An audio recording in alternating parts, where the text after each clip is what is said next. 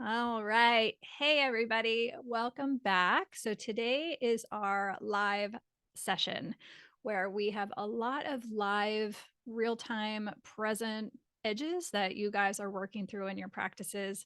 So, I'm going to dive into many of the awesome pre submitted questions we received, and then we'll jump on and take some live questions from our audience here today. So, thank you so much for being here. Um, the questions you guys submitted are a fantastic mix of very practical business questions, and then there's a great mix of bigger picture around frameworks and where we're going and kind of what you're seeing real time in your practices, what you're kind of bumping up against each day.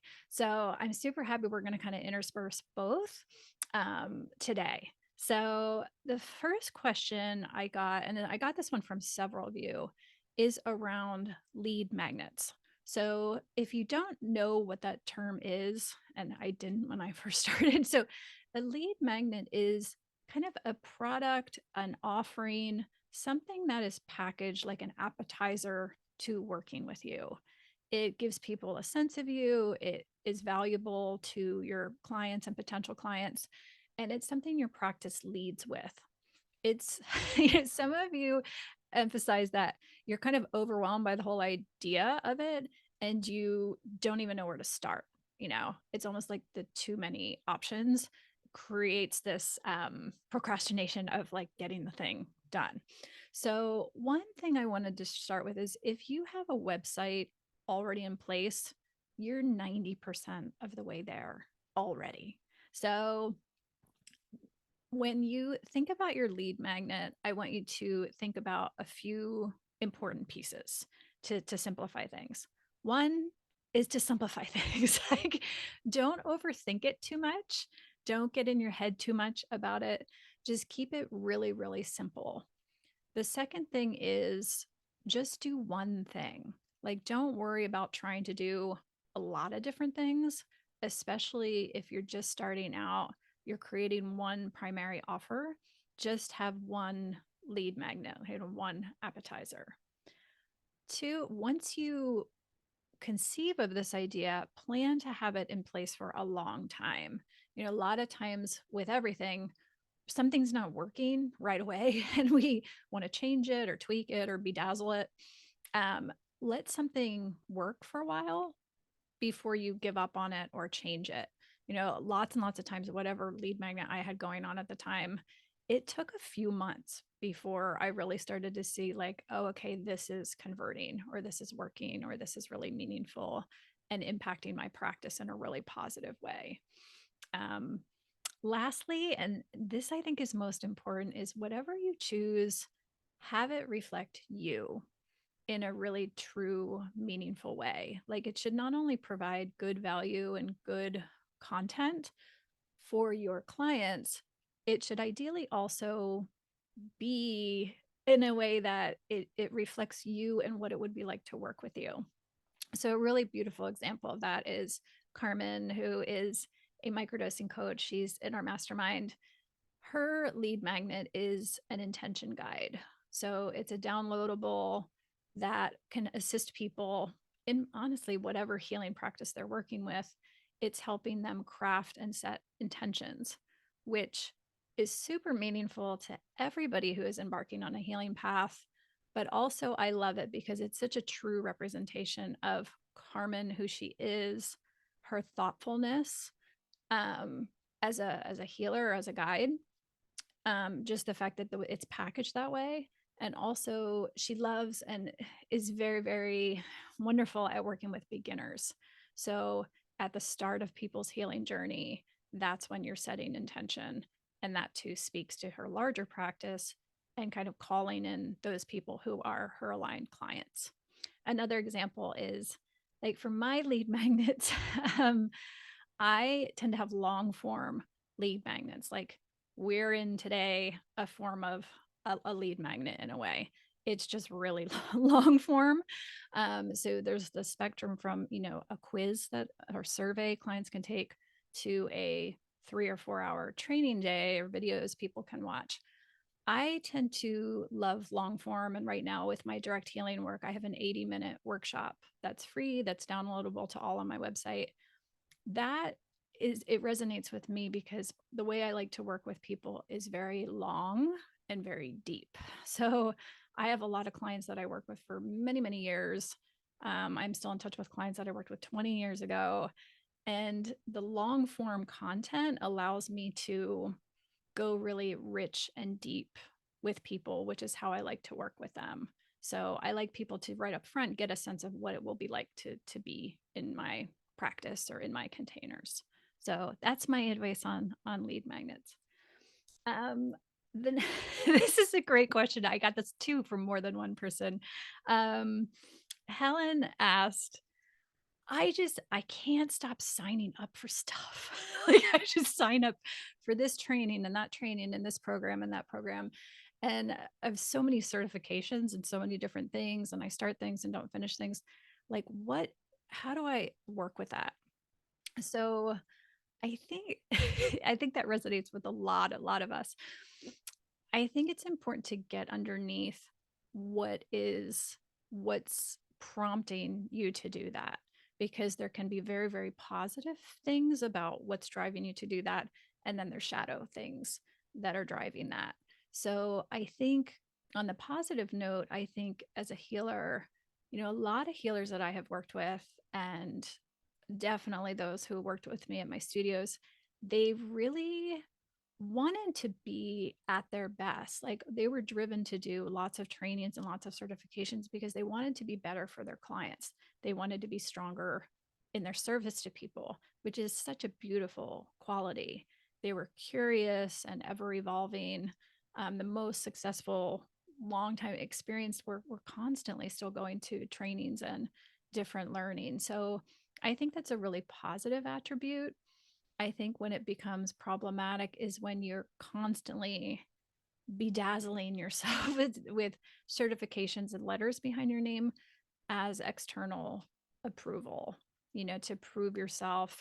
And when you're doing that, it's kind of this never ending, you're never going to be fulfilled when you're coming from that place. When you're coming from a place of expansion, those are different things. So when you know where you're coming from, one thing that's been really helpful to me is because I relate to this. Um, I love learning. I'm endlessly studying like super random things. So one thing that's really helped me is at all times, I kind of put boundaries and buffers around myself. So to help with this, so structure helps. And so I will at all times be doing one learning, one training, one programming in a business entrepreneurial coaching sense that will help me be a better leader, space holder, in terms of guiding my business, being a better coach, helping other healers with their businesses. And then I have one program, one learning that I'm in that is just for curiosity, richness, getting better at what I do as a healer, a healing practice. So I will let myself do one of each at all times concurrently, but just one of each all times. And I wait until the other one is completed before I look for and seek out the next one, which is really fun because I'm looking when I'm sad when one is ending, it's opening up space in my life for a next, what's the next thing that I'm going to delve into. So hopefully that's helpful for those of you who relate to that. The next question I love so much, and also got from more than one of you. So some of you said, like, no matter how hard I try, I can't help but falling into some degree of FOMO. You know, I when I go on social media, I'm looking around and everybody seems to be doing so well and like turning out different things and like making so much money and driving around and their fancy car. Like I can't, even though I know better, it really, really impacts me still far more. And I don't want to have to divorce myself or hide myself from being on these platforms because there's an advantage to kind of knowing what's going on and being visible and being present there. So how do I work with that? I love this question so, so much because we're going to continue to deal with this while we're on the the bridge between the old way of doing things and the new way of doing things. And so there's still plenty of evidence of the old, and we're going to be with that for some time. So I think for me, what has been really, really, really helpful with this is to always bring it back to the work. Like ask myself, what am I doing here? Who is this work for? Who is the authority over my work? And what is the legacy? Like, what is this lifetime meant for me? And that really, really gets me clear and kind of lets the noise, puts the noise in a completely different level. So a lot of healers I speak with get really triggered, when they hear the term like legacy or empire or strategy or things like that. And it's taking your work seriously and valuing your work and being very intentional with your work. And so when you set these larger perspectives for your work, for your lifetime, again, it helps you get really clear on just what's not important at all, right? And so I totally relate to this. Personally speaking, we're coming off at the time I'm holding this, we were coming off of the biggest conference event ever, kind of in the field that I'm currently working in. And it was really hard, every single day I was inundated with colleagues who were like, "Are you going to be there? I'll see you there." I could not believe that I wasn't going. And so that was a huge edge for me to sit with, like the advantage of going knowing that everybody else was going. What am I going to miss versus the clarity of what the work that I'm doing is solely focused on my direct work with healers and for healing of people. And at the end of my life, like my ultimate authority, my ultimate legacy of my work is how many people, how many have been touched, supported by that work, and then in return, like how many others they are able to support. So while sometimes with as you grow in your practice, you will have to turn down opportunities for short term to feed your long-term dream of what's most important to your practice. So that's a little esoteric, I know, but it's true. And I think the more we shift out of the short-term mindset, the surface mindset, and sink into more of an embodiment of why we're doing this work, who we are, why we're here, and ultimately kind of what the meaning of what we want to give to our practices. I think that'll be really supportive in dialing down, the noise or anything you're missing out on.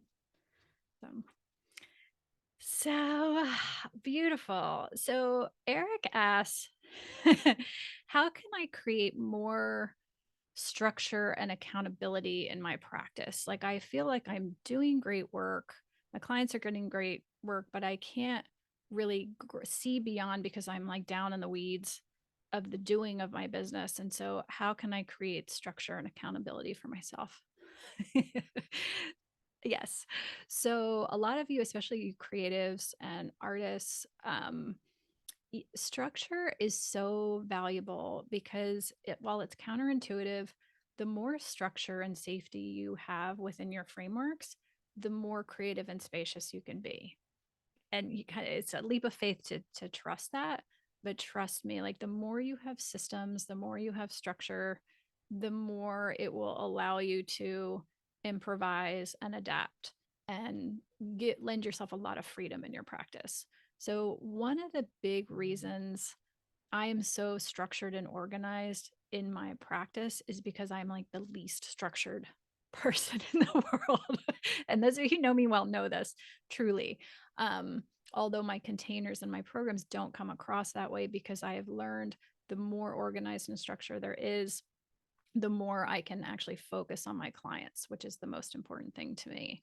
So whether it's the way you shape your practice, making sure you have the frameworks, the templates, the systems, the structures, making sure when you hire people and surround yourself with a squad, with a team, with colleagues that have those gifts and qualities. Like my key hire, my kind of right hand wing woman in my studios for many, many years.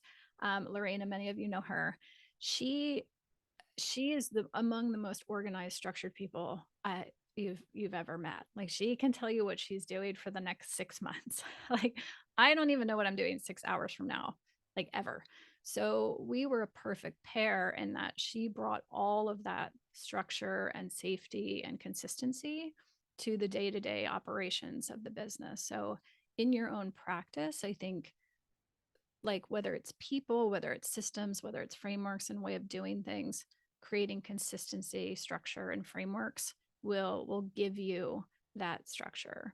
In terms of accountability, that's largely why I love weekly containers. So whether it's in my direct healing groups, we meet weekly. In our mastermind, we meet 3 times a month, every week.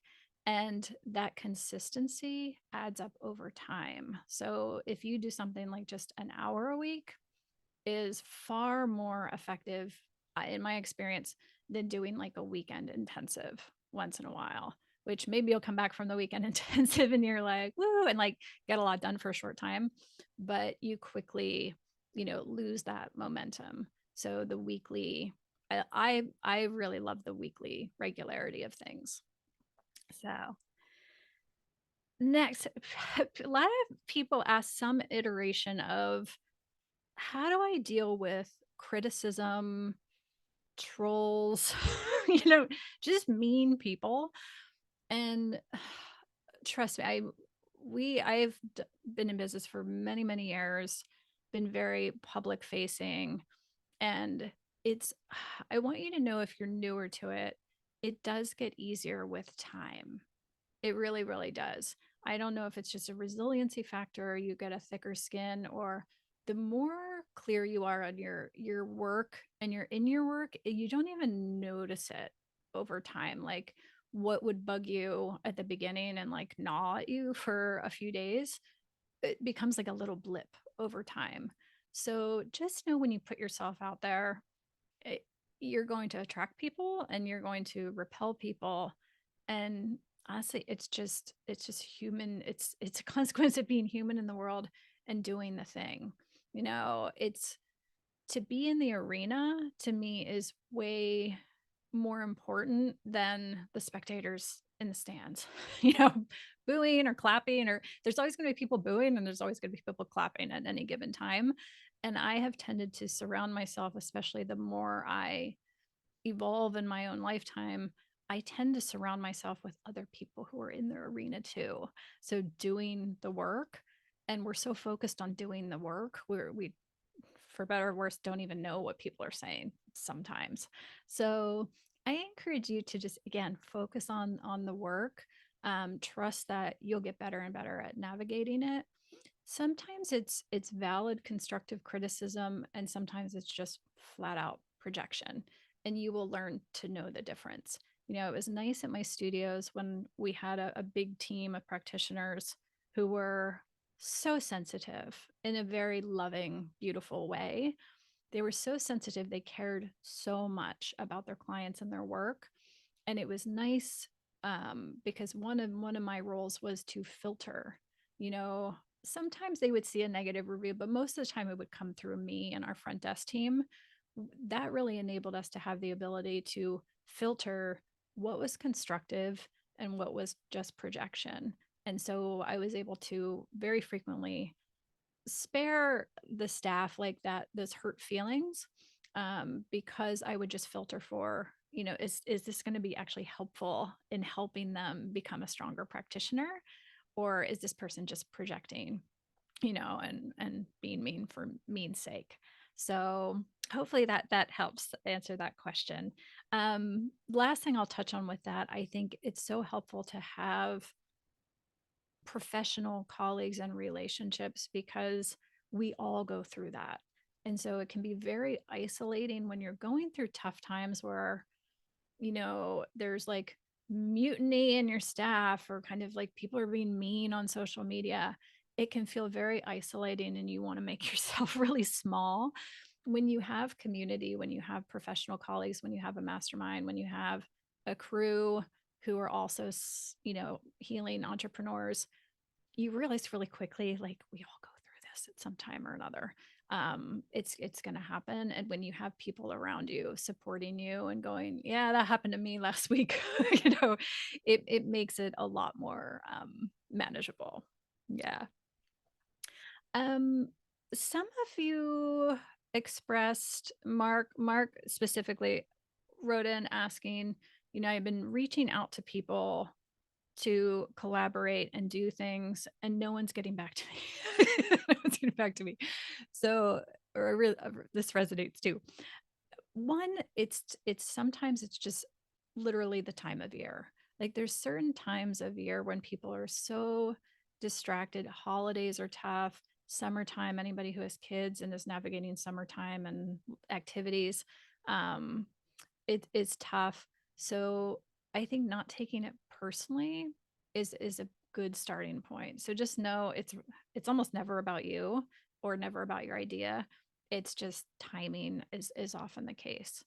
I also think too, differentiating between when something should be an ask and when something should be an invitation is super helpful.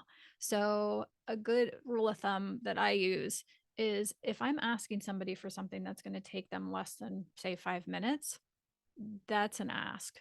If something is going to be more than 5 minutes of their time, I like to frame it as an invitation, to not pressure them, to not put a time on it. So, how can I let me give you an example to bring it home a little bit. So if someone asked me for an introduction, like, hey, I see Catherine, she does meditation work. Could you introduce me to her? That's easy, right? That's an easy ask. Where somebody comes and says, can you review my 75 page, peer review program, like beta test this for me? Like, that's a lot. Like, that's a big ask to ask someone, especially who is someone who like has a business and a full practice. So it's not that you can't ask for that, but I think framing it as an invitation, say, hey, I just developed this new program. We're looking for beta testers and readers. Let me know if you have time in your schedule to read it. So that will, I think, give people and take away the pressure of kind of saying yes or no, and instead of just ghosting or ignoring, um, just hold the door open for an invitation. Um, Also, I think doing a little bit of research as to like where that person is in their practice right now. Um, so like right now, I'm preparing for a new mastermind. I'm currently in the midst of an intensive with my direct healing work I do with people. So if you kind of glean me on social media, like, now is not the ideal time to really ask me to dig into a new partnership, and you just have to scroll someone's social feed or website to kind of check out where they're at. So again, that helps you not take it personally if someone's not getting back to you and it's like, oh, okay, they're in the middle, they're in the middle of a program, they're in delivery mode or they're in launch mode.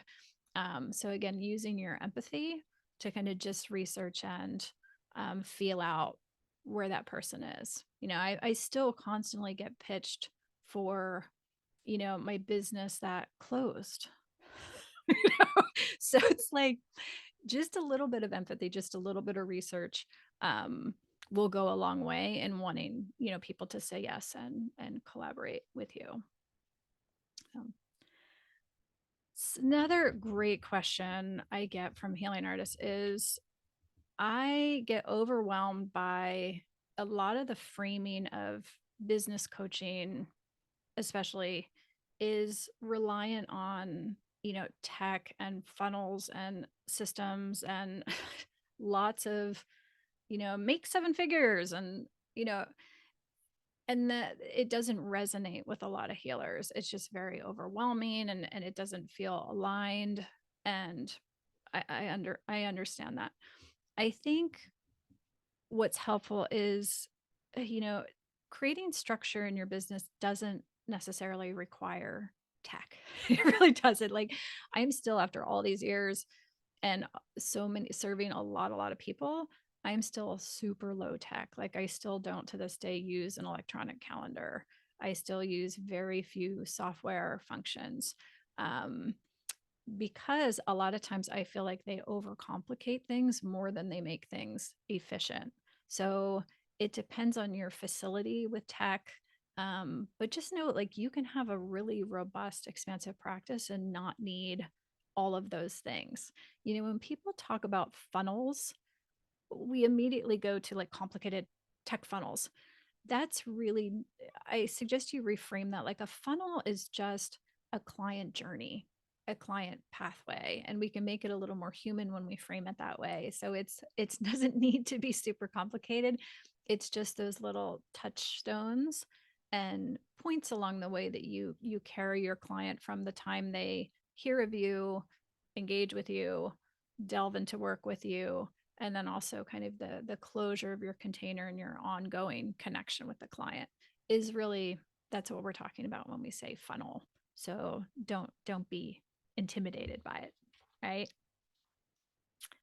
All right, next question. I had lots and lots of questions about marketing specifically, so I wanted to give you guys a rundown of, there's two, to encapsulate it neatly as much as you can through these things. There are short-term marketing things and there are long-term marketing things. And ideally, you want to think about doing a mixture of both things. So I wanted to give you a list of examples of the difference between the two, right? And let them just kind of cook around in your brain. So some of the long-term marketing things you can think about are creating an ecosystem, for yourself. Like, are you connected to other people in your field, other resources, other, people in the community who are allies of a field you're in? Speaking gigs and conferences, media, blogging, podcasting, those kind of things. Things that have a really long tail where you go into them and go, I don't know what's going to come of this, but they carry on. Like, they're on a website. Um, SEO is another good example of long form, kind of long perspective marketing. um, your website is a great example that sometimes is a long form. And also just influencers. Influencers make us think of the people on TikTok. I don't mean influencers that way. I mean influencers within your current client base, colleagues, staying in touch with them for them to share you, but also to learn from them kind of what is going on, what is current and present for people, right? So especially if you're not directly doing direct healing work with people in a significant way, that's not a significant part of your practice, it's important to touch into those people because those are the people who are really seeing what's going on in their applications, in their practices, and who's coming in. Marketing, like short-term marketing, is more like relationship, like having coffee with people, having lunch with people, like directly outreaching to people that you know personally to let them know what you're doing. Social media is a great example of this. Going live, like doing video lives, webinars like this, are an example of that. Teaching, if you're a natural teacher, like doing webinars, doing lives, doing, bite-sized teaching experiences on something you're passionate about, is another great kind of short-term marketing thing. Your lead magnet, your collaborations are another great example. Like, you might do an event together, you might do a retreat together. Partnerships and collabs are wonderful. And then your email. I recently had somebody ask me, their coach had told them the email was dead. And I was like, email's not, email's not going anywhere. Email, especially for healers, I think is so important because for many of us, our work is predicated on trust, connection, and deep roots with our clients. And email really is the one format that we kind of own the content of. Remember when we're posting on social media and we don't own that platform. We're just kind of like on borrowed land there, versus our email community is our direct clients, people we have worked with, people we already have a relationship with. So that is super valuable to keep and maintain. And marketing, I had a bunch of questions on marketing, and reading through them, I think what I want to share on marketing is just three major the three most major to me in my experience learnings I have had around marketing. So, number one is market to what people want, not what people need. And it took me a very, very long time to for this one to really, really sink in, because as a healing artist, you can probably see people to an extent and a level that most people can't. And so you can see someone and you can see very clearly who they are and what they need truly to support them. But the way the human being tends to work is we gravitate toward what we think we want, not necessarily what we know we need. And we very often don't even know what we need until we get it, right? And so when you're marketing to people, market to what people want versus what they need. So some great examples of this are, a lot of people lead with make six figures, make seven figures, live this lifetime, live this lifestyle. Um, and those are the things people want, but it's what you're going to get, hopefully, are the tools and resources and skills to get you there. But they lead with those things because those things are effective, you know, um, for most people, right? Another thing to bring it down to the level of our practices and real time, I saw at our studio all the time, people would often not be drawn to what they needed, they would be drawn to what they thought they wanted. So, for example, if someone was a really super intense, like high achiever, you know, person with a high pressure job and stress, like we could see them and know what they needed was yin, heart opening, relaxation, their nervous system to be reset and relaxed.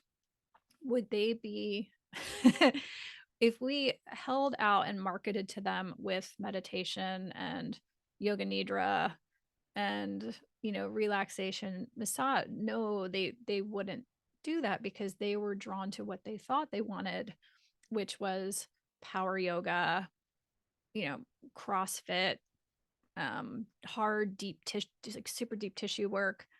And so we marketed to them in a way that that would resonate with them. But then once they came in, they had at their disposal all of this other range of things. So it's a little bit of a mind bender for us, especially for you guys who see people so clearly. But understanding when it comes to marketing, focus on their wants. Number two is get yourself out of the way. So many healers I work with, they overthink and they like get too caught up in being perfect and imposter syndrome and sabotaging themselves in lots of ways, and you know worry about themselves and like how they're coming across. If you know that your client like cares so little so little about that, your clients care about, is this person care about me, and do they have the resources and skills to help me with what I am. And so if you continuously bring yourself back to the client and the work and get yourself get yourself out of the way, it becomes marketing becomes so effortless. And it may not seem that way, but trust me, It does. Like the more you focus on the client and the work, it is, and it becomes not only effortless, it's just a delight to really like focus on what your clients, what is up with your clients. And then the third thing is, and this is like society wide right now, but I think it really can differentiate you in your marketing is the empathy piece. Healers are naturally equipped with empathy. We come in that way, most of us. And I think allowing yourself in your marketing to put yourself in your client's shoes. So for instance, like not just like thinking of an idea and then doing it in the moment, like really taking the time to think through, put yourself in your client's shoes. How are they going to receive this in terms of the timing, in terms of the messaging? Is it really for them? And versus coming from a place where it's framed by too much you in the process. So the more empathy you can inject into all of your marketing, that will serve you super well. Next question. So with Tara and Linda asked this question, and it's a great one. So many of you do lots of different things, like you're multi-passionate and ever evolving. And it's so beautiful because you bring this amazing tools and resources and breadth of experience to your clients. But in terms of your marketing, marketing and branding, like you guys asked, how do I do that in a way that is cohesive and coherent, but also differentiates me from everybody else? So I think this is relevant to so many people. We're actually bringing in one of our first guest experts in our mastermind is going to be a personal branding expert who's going to teach us how to do that as healers, um, because we don't often think of ourselves as a personal brand, but you're all a personal brand in some ways. And so it's how to make that messaging clear to people. I think really, really emphasizing your gifts is a great way to make it clear. So it's not again what you do, it's who you are that is put forth. So I have the privilege of knowing both Tara and Linda. And so I know they have very, very distinct gifts that are unique to them. So if you present your practice in that way, it really, really good gives a good sense of not only what you do, but what it'll feel like to work with you. So that's a big one for a lot of you, I know. Um, so I had someone write in anonymously asking, I'm still working in my day job, and but my heart is in healing work. And I don't know how to transition. I don't know, I got the sense from this question that that this person was pressuring themselves thinking it was an either or. I saw this a lot during the pandemic. Like a lot of healing artists and practitioners had to go do something else, because all the studios were closed, and they felt like they were letting themselves down because they had to leave their quote unquote healing job to be in this other job. The fact is it's not either or. Like I think we as healers need to know and empower ourselves, like we're healers all the time, no matter, and that's what the world needs most. We need like all of us to become healers. So real estate broker healers and lawyer healers, and people across every profession that also identify as healers. So I encourage you not to think that you are less than because you're not quote unquote full time in your profession. um, the way I like to frame it for some people who are in kind of a super corporate job that has nothing to do with healing, and they're kind of moving to spend more of their heart and energy in healing work, is treat your corporate job like an investor in your new business. Is the way I look at it. So, and it's a hell of a lot better than, a bank or an investor being your investor. Like your structured regular job is supporting all the healing work you're doing for others. And it's a gift in a way. Once you're in the position where you're a full-time solopreneur, healing is all you're doing. It's like all bets are off. It's high highs, it's low lows, it's like times you're busy, times you're, like, what do I do now? It's too slow. When you have that consistency of a job, it can really, really support your practice because you can work on the fundamentals, work on your structure, work on your foundation, get all those things in place. Because when you're serving more and more and more clients and want to focus on that direct work, you won't have the time and bandwidth to do all those pieces. So use it as a gift. I don't think it's you know I don't think it's detracting from your ability to serve people. I think it can actually be really, really supportive. um, Next question is, I'm hiring my first employee, and do you have any advice around hiring? Oh yeah. We could do a whole workshop on hiring and employees, but the question didn't specify who they were hiring. So it really depends on what position you need, and that's highly dependent on the type of practice you have. If you I think overall, no matter what position you're hiring for, it's really important to hire for their strengths versus your strengths. Like, I see this a lot, and it's very easy to do because like attracts like, and we see ourselves in other people. So it's very common for people to hire people who already have the strengths that we already have ourselves. And that doesn't serve your clients or your business because you want to be stronger all around.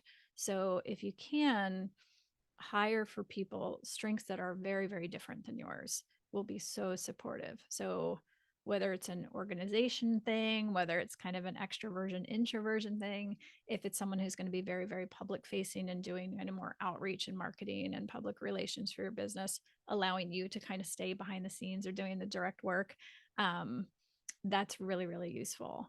Also know that as you grow, I saw this a lot in our studios.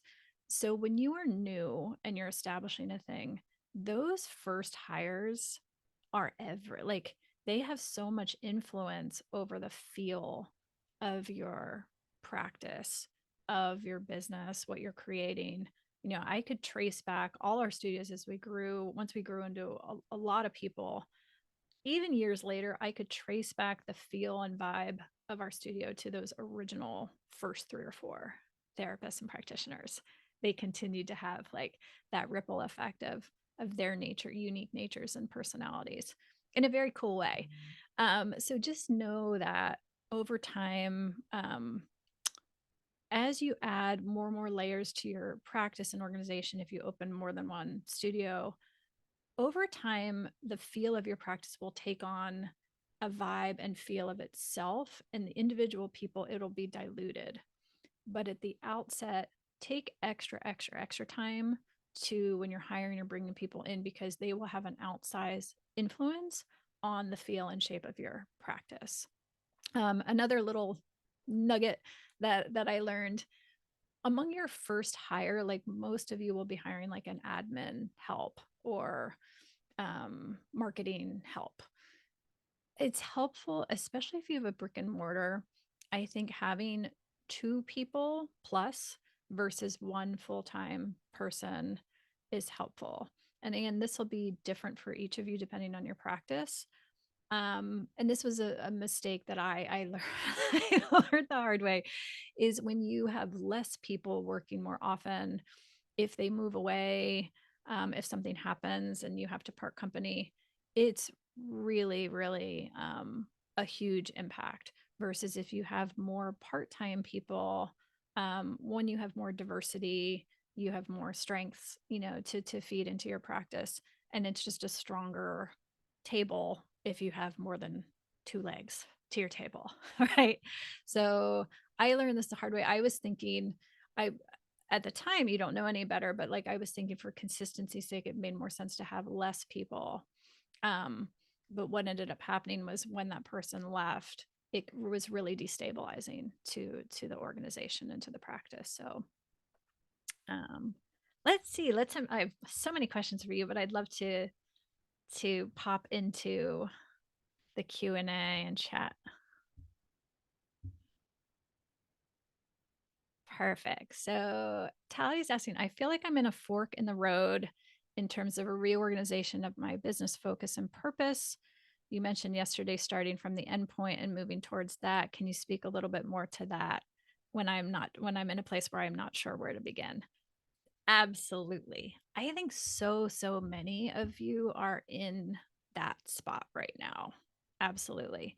So, um, another professional actually wrote in similar to that who doesn't know where to start but is in kind of this chasm of place where you're very clear on the work you want to do, and you're clear that the clients that you do work with are wonderful, like having great results, but you're in this like this pivot point where you don't know what is coming next.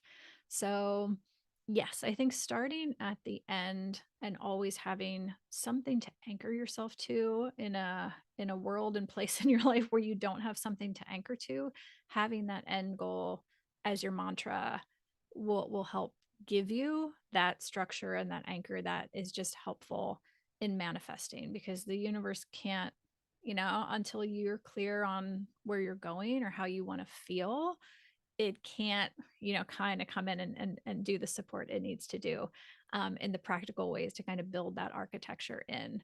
So knowing who you love to work with is super helpful. Knowing how you love to work is really helpful. Again, kind of, especially when we're coming out of corporate roles or employee roles, or even just the mindset of the industrial age we're leaving, is it's mind bending to go, I have endless possibility, right? Like I can shape my practice however I want. Like I can design it, I can do online, offline, any combination. So really distilling that down to how you love to work the most will be really, really helpful in narrowing down all of the possibilities. Um, Another thing, when you're in those standstill where you don't know where to go and you feel either confused or thwarted or stuck. I talk to a lot of people that also feel very stuck. I think a lot of us do the same things. I envision like, a car that's stuck in the mud. You just keep hitting the gas, hitting the gas, hitting the gas. And the goal is like not to hit the gas because what you're doing isn't working, and you're just like hitting the gas because it makes you psychologically feel better to try to keep doing the same things that you're doing over and over. When really just relaxing, take your foot off the gas and looking around in your car and like, what can I do with this time that is freeing me to do things? So I've had two times in my career that this happened to me. One was back in 2008 when like the whole financial Lehman Brothers thing happened. And unfortunately, at the time, I was working with a lot of international and national people who traveled to my city, and that's who I worked with. Well, that just like shut down completely. And it was like a long stretch of multi months where there was no work, like there was nothing going on. Um, and I had a body work practice at the time. So I needed my body. I needed to be with the body, and there were no bodies to be close to. So it was like, yes, it felt all those things. It felt I was super confused and I felt thwarted and stuck, but I was like, I can kind of hold my little sign out and keep doing body work, and be really scared and frustrated. Or I can use the time, like one thing a lot of healing artists want to do is create a book or a resource.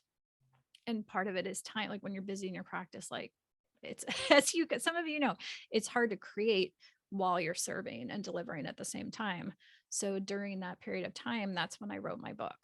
Is I would go to my workplace, and just as if I was going to go do body work, but I wrote my book during that stretch of time so that I could feel like my energy and my passion, what I had learned so far, could go into something, and at least I was creating momentum in a positive way. While I was just trying to get myself through that period, the long tail result of that, the fact that I had a book, had an enormous long-term positive effect on my practice that I was not anticipating at the time. I met so many people, I got so many new clients solely based on because they found me because I had a book. So when you're in these spots, I encourage you to go, what is this gifting me? This space, this gift of space. I might not have it for very long. And also, how can I create momentum that's not just kind of churning up the mud that I'm in? Like, how can I redirect this momentum? I think gratitude is that's one I always use to kind of kickstart my practice. And when I'm in these lulls and like confusion points, if I don't feel any self momentum happening, I will go support somebody else. And that always does, it always has a magical effect on things. And whether it's like little things like writing a testimonial for someone or writing an online review or just calling someone, like asking if I can support them in some way. It's really neat always how it kickstarts your momentum, even though it's not directed at like the thing you're trying to make happen. It says to the universe, and it always comes back around with an idea, with a new creation. The pandemic was the other time in my life that was, again, like kind of brought everything to a standstill and point of complete confusion. um, but looking back, had I not had the forced confusion and space that created, I would have never had the bandwidth to do the work that I'm doing now, and I'm so grateful for it. So as hard as it is, these moments in hindsight are often a gift if we look at them that way.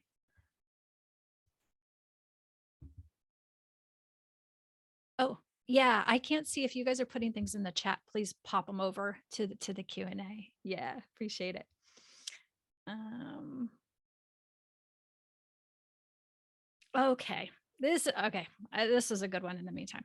So when someone anonymously wrote in and said, when I speak out about pricing or I raise my prices, I worry less about the public and my clients. I worry about being judged by my colleagues. Mhm. Yes, yes. So, yes, especially in a time that we're in right now when we are really redefining the importance of healing and more people are investing in healing, this is really a powerful question right now. So, one of the things I I would love to share with you guys is we need to reclaim the whole notion of investment and money and the shaming that has been attached to that in the healing arts world specifically. You know, when you create a sustainable practice and you have resources to work with, I don't think of it as money. I think of it as creative energy to create more thoughtfully, create more expansively, because I would rather healers have the resources and be at the helm of directing those resources than corporate America, or bankers and venture capitalists. Like, we make choices, we're incented by life completely differently. And so money just amplifies who you are, honestly. And it enables you to create in an aligned way when it's directed for you. You guys who were here yesterday, I talked a little bit about to do the podcast that I recently launched. I wanted to wait until we were sustainable enough in my healing programs so that my healing programs could support the podcast. Because alternatively, I would have to go look for sponsors and advertisers and people who would pay to be on the podcast to pay for the podcast, because it's an investment. It's very expensive. For my little podcast, it's like a team of 15 people work on every episode. But it was important to me to do it right, because if I'm going to do it, I want to bring honor and, bring forth the voices that are on the podcast in a way that's really thoughtful and expansive. And so the way I structured it was my healing programs subsidize all of those other work, all of the other voices that are brought on the podcast that can in turn touch so many other people versus if I didn't, if that wasn't the setup and I had to look outside of myself, outside of my business for funding to fund the podcast, the voices that would be eligible to be heard were just the same voices that you hear all the time through commercials and conferences and other paid opportunity. So when you make yourself sustainable, I want you to have the courage to own that and know that you being more expansive, you being more sustainable, you can just play a bigger role, your impact, and in your bring your heart to in a bigger way to the world. So it's hard, it's stingy, it's judgy, it's hard to withstand that, especially when it comes from um our kindred spirits, right? It's one thing to be judged by, someone who's completely we don't really care about their opinion as much, but it is more challenging when it's someone that we're close to, that we care about what they think of us. And just know once you're in it, I think we can start to shift our whole notion of what what a world would look like when the healers, when the artists, when the creatives have the resources at their disposal to create the world versus the world that we have been living in so far in our lifetime. Right. I can go on and on about this one. Yes. Let's see. Anybody else live? Um, Perfect. Anybody want to jump up with us? Anybody mind being visible? I know it's Friday, so you might want to stay in your robe and PJs. All right. Well, shout if you do. I'm going to keep going. Is it Lan? Yes. Several people asked about this. Thank you. So if you're just getting started, also similarly, Clea had asked. Clea is a wonderful, she's been in practice for a long time, but adding on offerings. And both of us, if you're new, just starting out, you're transitioning your modalities. If you're moving from kind of your existing community into a more expansive capacity, um, how do I have any tips when you're just starting out? Yes. Yes. So I think when you're just starting out, again, as I shared yesterday, there's so many privileges to just starting out because you don't have all of the conditioning coming in of the way things have always been done. So when you're just starting out, again, focus on who you are because you don't yet have the you don't have like the testimonials and you don't have the experience and you don't have all these other things to draw upon. You really need to draw upon yourself and your own gifts, which again are far more meaningful to your clients than you realize. um, so I think emphasizing you, emphasizing your unique nature, and also establishing yourself in a way that you can grow ahead. Like a lot of us, and I think it's just a human thing, we see as far as the car in front of us. Like we don't look to the town that we're going to. So again, shifting from the short-term mindset to where you're going ultimately is really, really helpful. So part of Clea's questions with that is like, as I grow and I hit these points in my practice of growth. So say you're going from, your family and friends to strangers, and then you go from that to hiring your first people to a studio and practice. And so if you can early in your practice establish like how do you want to work, who do you love to work with earlier on, it will save you so many kind of growth edges. You all have other ones, but it will save you a lot of growth edges along the way.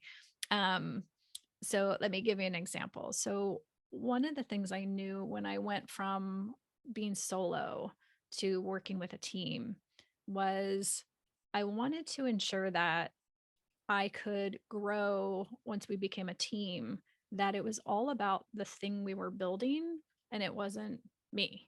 And the only way to ensure that was at the outset of the studio, I was not a practitioner in the studio. And that was super counterintuitive at the time. Like I had a really established practice.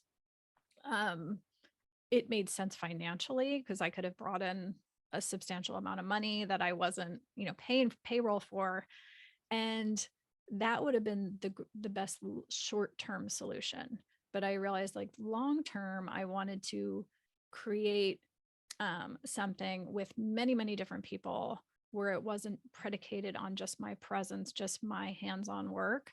And so from the start, I didn't include myself in that so that I could focus on building the thing as a whole, if that makes sense. So I think in each of our practices, you can kind of tailor that idea to each of you in terms of whether you want to have multiple physical locations or whether you want to be online and grow that way. So those are the things. I think when if you're new to the healing arts, just the need from the public is so overwhelming right now. It truly, truly is. If you talk to any longtime healing arts practitioner, we can't have enough healing artists in the world right now. So we're very quickly, I think, going to easily move beyond, finding clients, having clients. It's more about like finding our aligned clients rather than just, yeah, starting out. Basically, you just need to talk to people and let them know you are. Oh, good. Um, Awesome. Carrie's asking, I'm afraid of group settings. What do you do with someone who is not? Ah, that's a great question. Okay, let me read it for you guys who are watching on the replay.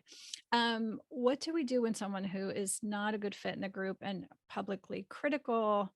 I'm guessing strong guidelines can help, but do you offer refunds to the cranky person? Have any ideas on frameworks for this? Yes, I sure do.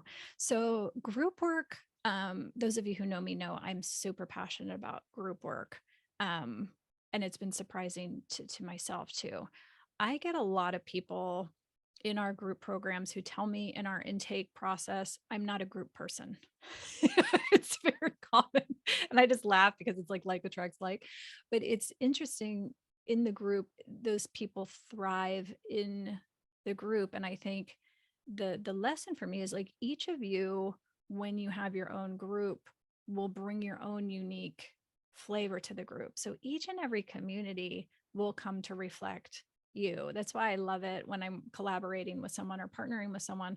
I just like to hang out in their community, and whether it's online or offline, and get to know them, because it will give me a good sense of what it'll be like to work with them, if I see kind of them holding space and community and the flavor and feel. So yes, I've had both occasions. So I think all of us have participated in groups, or if not led groups, and we we all know what you're talking about, Carrie. Um, that happens. It's working with humans. And so I have found it really helpful to differentiate when I can work with someone's projections or difficulties or disruption in a group setting, and when it's too disruptive to the group. So kind of like most things, when I'm sticky on things, I look to nature for guidance. And the way I look at it through nature's lenses, sometimes if there's a blight in you have a really beautiful, healthy forest, and sometimes you have a blight come in or a toxin come in. And in some cases, you're going to have to expend too much energy tending to the blight and putting that fire out, that it detracts from the entire rest of the group experience. And you lower, the vibe of the overall group. Sometimes that will be a case where I'll say, I think you'll be best served working with someone else. I take responsibility when it's, something that I haven't expressed correctly, but I try to amicably give them resources to work with someone who's a better fit for them.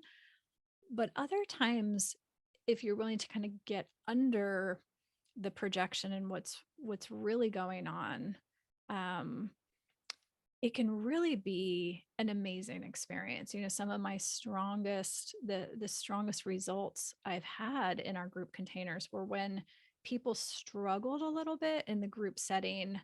Um, but then once we got underneath what was coming up, like what was triggering them, it was exactly pointed to the wound that they needed to work on most. Right. And so I'm very grateful that I just didn't issue them a refund, that I took the time to have like the extra conversation with them and see if they could um, rise to the occasion, if I could grow as a facilitator and rise to the occasion. And in many cases, they wound up having super profound results that benefited not only them, but their whole community, their clients, their family members, and so forth. So I think both can be great. I think guidelines can help. Um, but it's really like the quality of the energy of the space you hold, just kind of like contracts. It's like, if someone's going to be an asshole, they're going to be an asshole even if they signed a piece of paper saying they're not. So it's really kind of the way you hold the space, I find, is going to be way more powerful than, something people signed an agreement to. Yeah. Yeah. Awesome. Thank you guys. A lot of you are curious. This came up in our mastermind group too, and some of you asked about creating an online program now that we're coming out of. Oh, sweet! And Angelica, you'll be next. You can just hang with me here while I answer this next question. So, some of you, some of you, welcome. Some of you asked about creating a course, an online program, an online course content post COVID. Like, we were in this phase earlier where we were all on screens because that's all we had, right? And so everybody is feeling like, what next? Should I have online? Should I have online content? I really believe in hybrid content from here. I think it's super important to have some online content so that we can open up our work to the most global, accessible way. And through virtual means, that is the ideal. So even if you're one of those people who loves live work, you can do that. But I think having that component that opens it up to people outside of your direct community, we are in this moment where all of the healers, citizen healers, are lighting up like all around the planet. And I think the goal from here is to find each other. And if we can bring our content and our essence through technology in just a minimal way, or at least part of our practices, it's super meaningful. In terms of the last thing I'll lead with is in terms of creating core online course content, program, classes. One helpful thing is, I think it's great to market, promote, share the thing before you build the thing. And that's super kind of counterintuitive, and it's super scary, because you're like, who am I building it for? But it validates your idea to know you have an audience. So a perfect example of this is during the pandemic. I was led to create earth medicine online programs. But at the time I was like, is anybody else doing this? Like, has anybody else heard of this? Is anybody else going to want to do this? And so I launched it first when I just started the course, and I waited until I had enough people going, yes, I am doing this too. And so that was really, really helpful, because the first iteration of your online program, course, whatever it is you want to teach, your first one is always like a pilot 1.0 beta version. And so real time, you're building the thing in response of what real people are needing from you and from the content. So that will really help your energy as well, because instead of just like guessing what people will want to learn or what will be supportive, you can see it real time while it's happening. So yeah.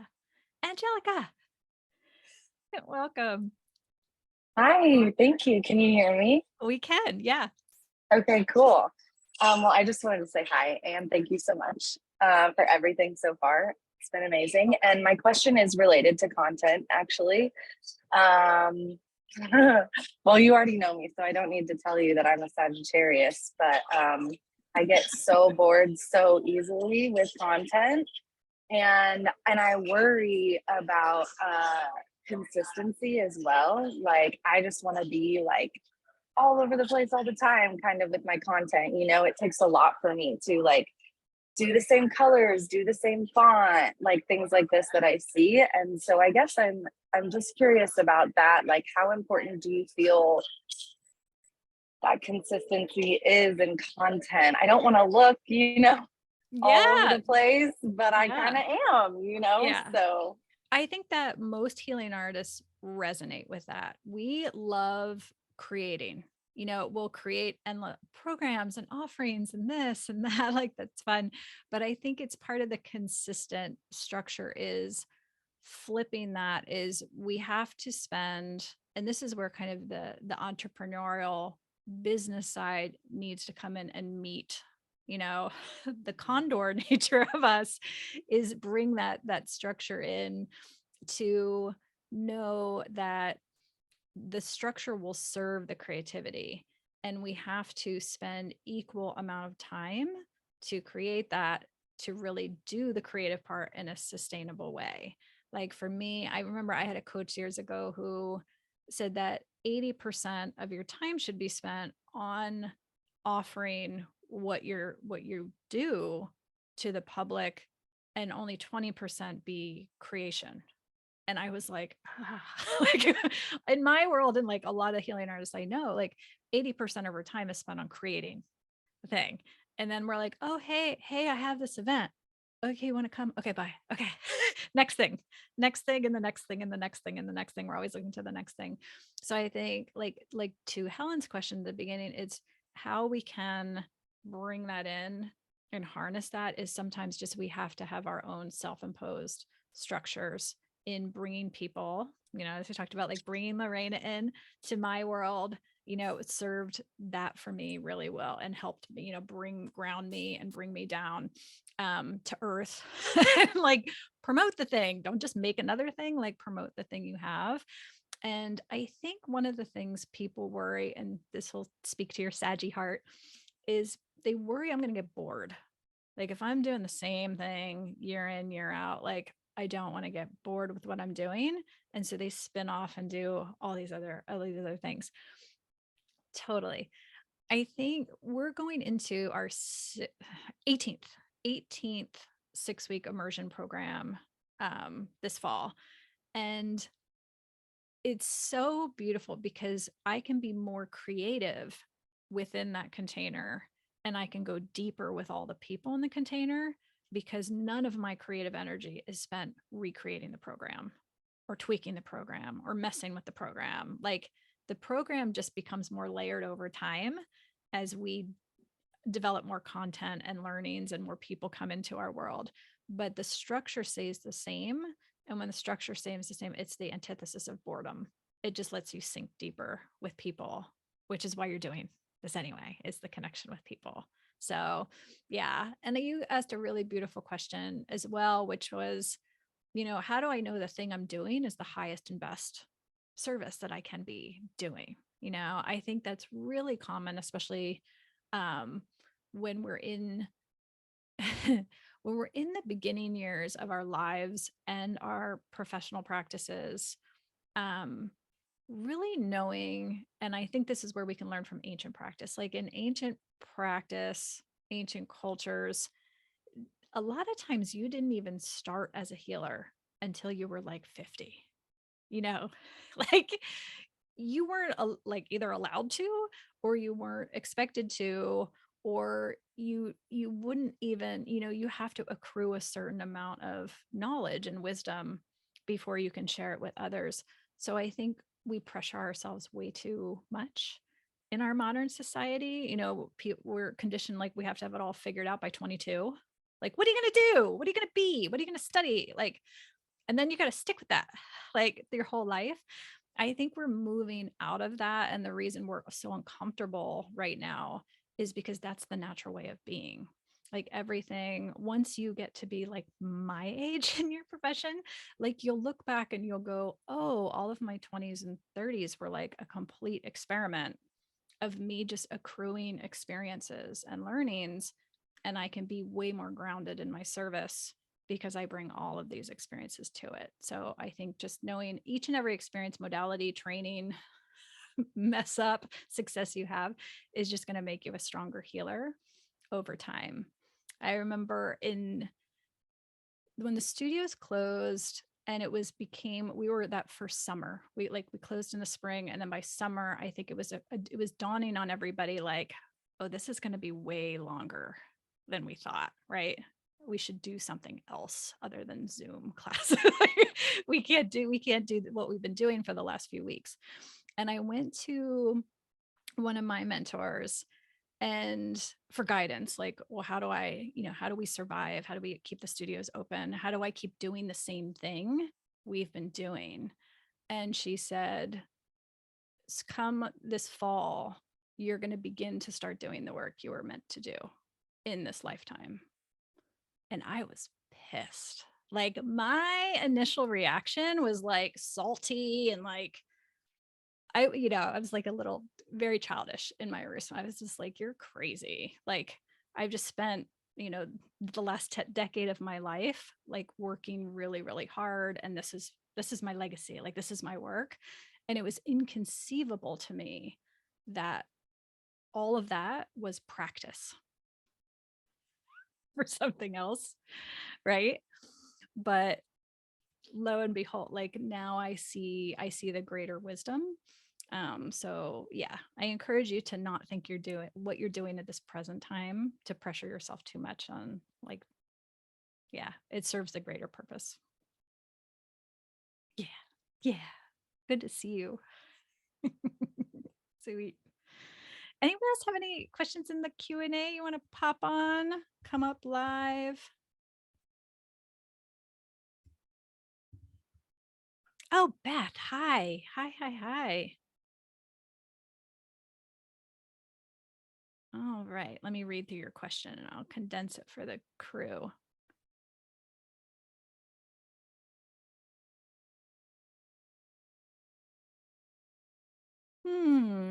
Okay, let me bend this into so a lot of the practitioners who, hi Beth.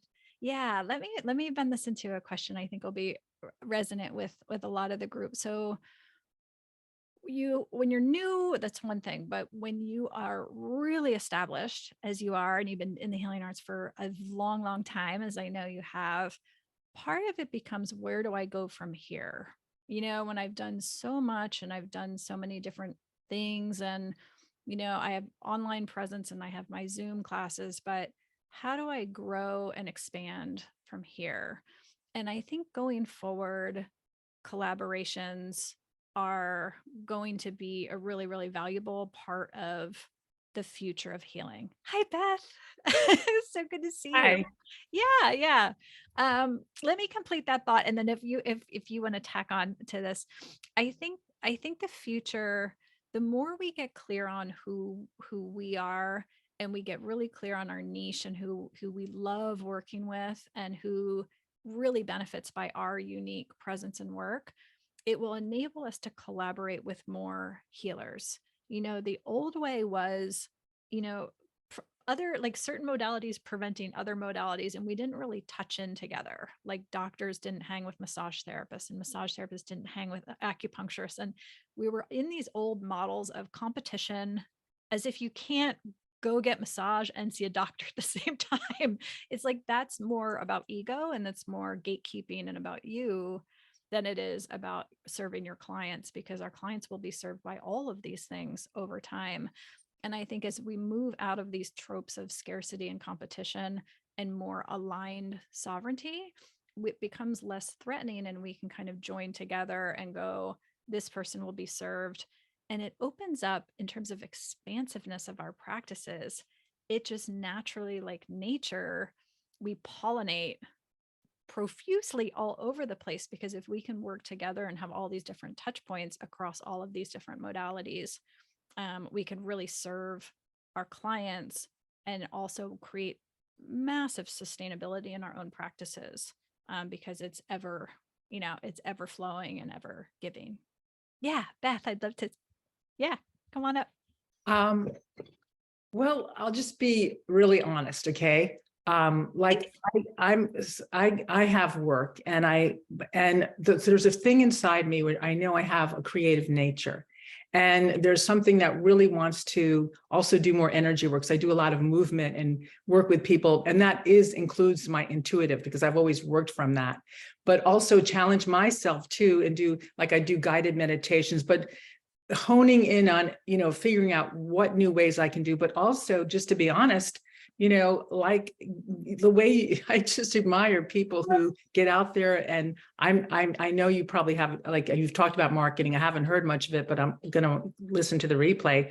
But getting myself to do certain things and getting, like, there's a level where I almost want to find someone who'll do that for me. And then I just work with the people, because that's, I'm good at that. But I'm not good at the rest.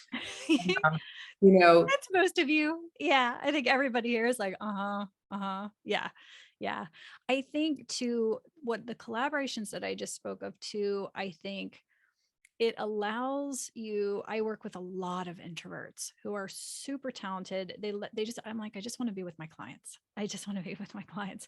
And so the more we're in touch with each other and in community with each other, that's a great way to get found in a very organic way, where you're not having to put yourself on TikTok and expend energy in places and avenues that in conventional marketing that you don't want. It's You are a people person, direct with people person. And so the organic marketing for you is just being in relationship with other healers.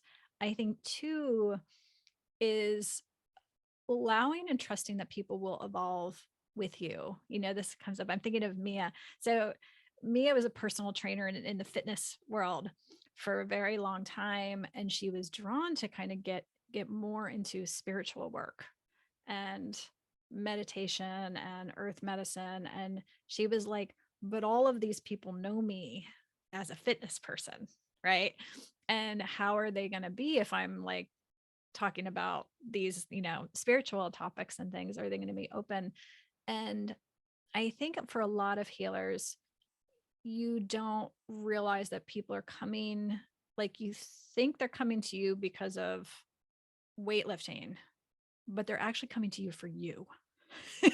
They want to be in your presence. They're drawn to you.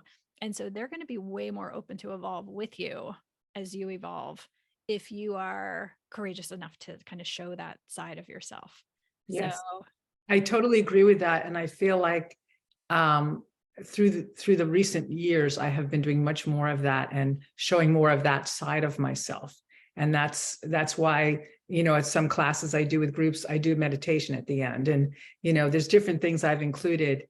So I just feel like I need maybe just some self, reflection about what it is I want to approach that would be something a little bit different and still do what I'm doing as mhm, that safety net, so that I'm not just jumping out on a total limb. mhm, So I think mhm, it's somehow getting that. And also what you said is really great about working with other people and other healers, and that being an avenue. mhm.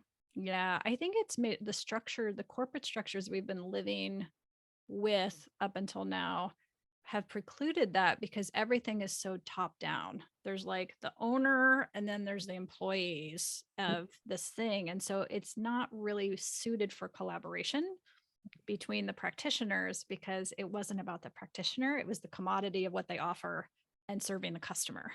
And that model doesn't lend itself, versus if we're all free and sovereign to just be who we are, we can collaborate and touch in much more expansively to allow for those connections to happen. Great, Yeah. great, great. Yeah. Yeah. Thank you. It's so good to see you. Um, Beautiful. We have time for one more. Does anybody else want to pop up? Pop up. If not, I'd have so many questions. Let's pick a good one.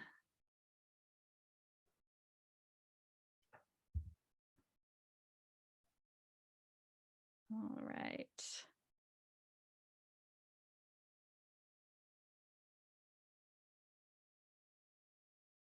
All right. Okay. I had a few questions around feedback and guiding in our practice, like who to listen to. A lot of you has some version of, collecting feedback, um, whose advice to follow. There's so many people telling you what to do and how to be and what's the right thing, right? Right. So that's very, very valid and multi-layered. So first of all, I don't think enough healers give themselves the credit to listen to your own intuition. For many years, we've tried to fit ourselves into existing boxes versus being the box or just blowing up the box, right? And creating things that are reflective of who we are. Um, the most successful things I have done in my practice and probably in the course of my career were the things that absolutely had no logical basis. Like it was just me following my heart and kind of creating things in a way that were informed by my intuition versus my mental, intellectualizing the thing. So that would be my first thought on the subject.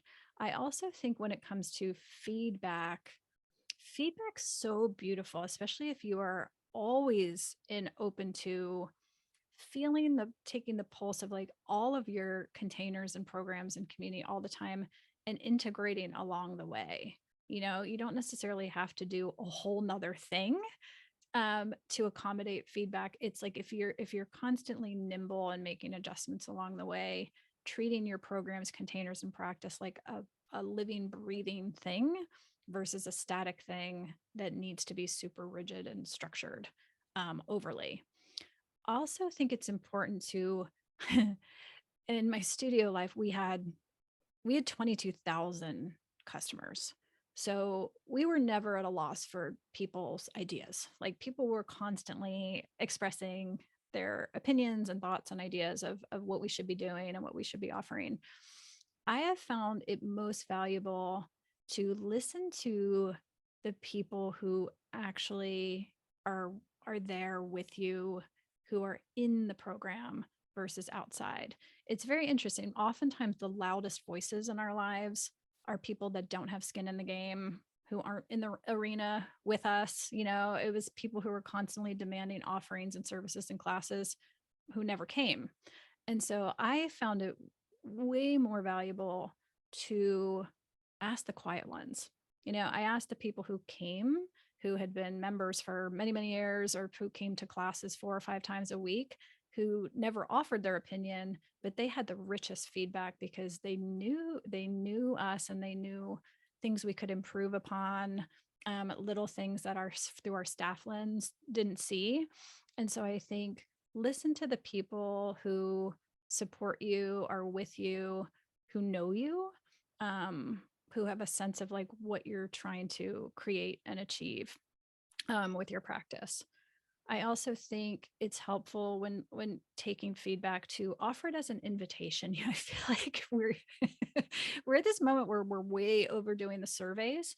Like just this week, I've sent a survey for tires I had bought, um, a local crematorium when I had no use of our crematorium, like what I think about all of these things.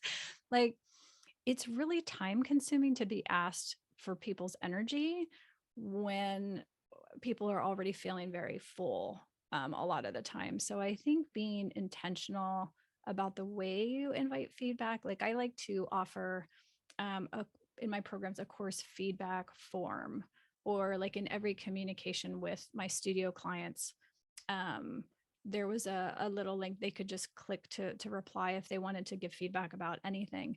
So it wasn't like take the survey, give me my feedback so I can use your feedback. It was more an invitation to provide their feedback on their terms, which I think is especially when people are so overwhelmed with survey requests right now. I think that's a great way to reflect feedback. And lastly, I think accepting feedback from people who you admire. I so wish, and I see this in reverse now. So when I was a young practitioner and I had no idea what I was doing, it's been various ways. I'm just kind of stumbling through it, doing my best. There were so many people who were there to offer support to me. And I see in hindsight, they were waiting for me to step into it, to step into their mentorship. And I think for a whole confluence of reasons, I think as healers, we're not trained to get mentorship in our modern society. We get mentorship in the skill itself, but we don't get mentorship in, professional life and our career and business. Like I spent many years not thinking my practice justified business coaching or even knowing it existed for me. And now in hindsight, I see early on those people were there and they were kind of open to that, but they didn't want to, I think they were hesitant. And now that I'm on, the other end of my career, stepping into that period of my own life, I am definitely open to younger people. And that's a big inspiration for creating this mastermind and creating this community, is so people have that at an earlier stage in their career and know that they're worthy of that. They will benefit by that, because that's true in every other profession. They have those professional mentorship. So I think there's nothing like getting advice and feedback from someone who's done what you want to do. and, and I know in my life, when I was like starting out, there were people who were like, I've opened a studio before, come have lunch with me. I'll give you the scoop.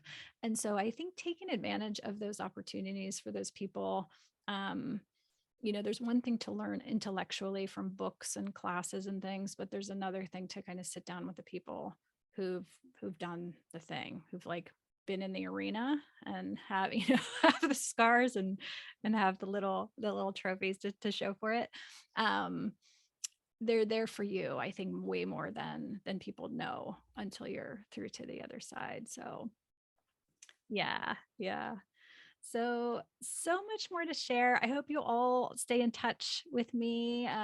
Thank you all for being here live. I'm sorry we didn't get to all of you. I know some of you were in the chat, so I will review those later, but thank you so much. If you missed the earlier sessions, we will be sending out the replays soon. And if you have any follow-up questions, I am very easy to find online. So thank you so very much, and good luck and best wishes for all of your practices.